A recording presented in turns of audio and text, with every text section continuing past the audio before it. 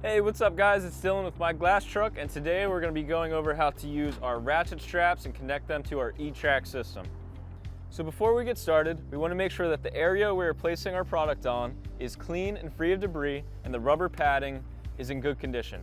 You also want to make sure that your ratchet strap is not torn or frayed.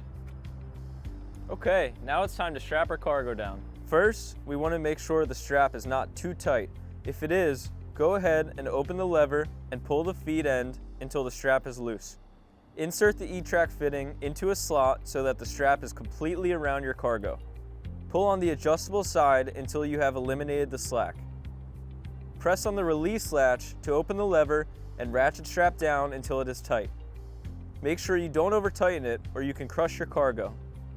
Also, make sure your cargo does not exceed the rated load of the strap itself. Once it is tight, you can roll up the excess strap and tuck it away.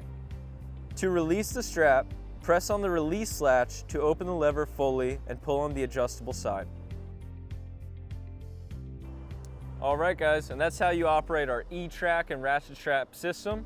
Once again, my name's Dylan with MyGlassTruck. If you have any questions, please feel free to reach out, give us a call, or check out our website at myglasstruck.com.